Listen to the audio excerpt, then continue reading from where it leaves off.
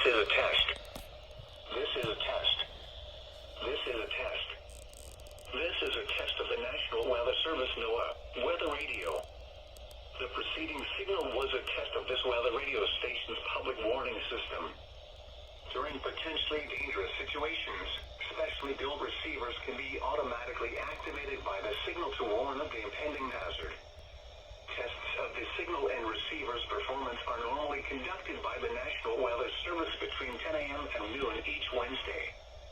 If there is a threat of severe weather, the test will be postponed to the next available good weather day. Reception of this broadcast, and especially the warning alarm tone, will vary at any given location. This variability, normally more noticeable at greater distances from the transmitter, can occur even though you are using a good quality receiver in good working order. The warning alarm tone will be activated for hazardous conditions. The station you are listening to, and the counties we alarm for, are listed in a statement at the top of each hour.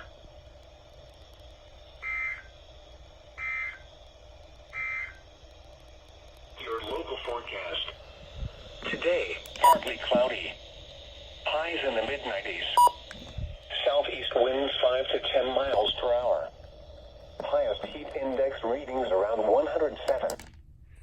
That was the first required weekly test with all three radios and the new Sonic weather radio. I'm just gonna lower this.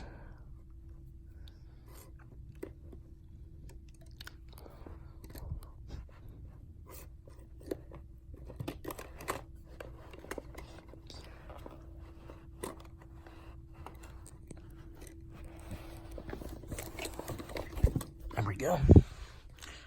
That was Wxk27. Again,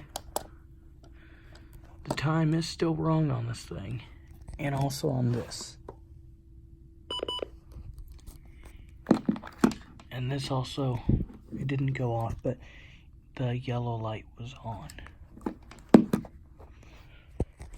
There you have it.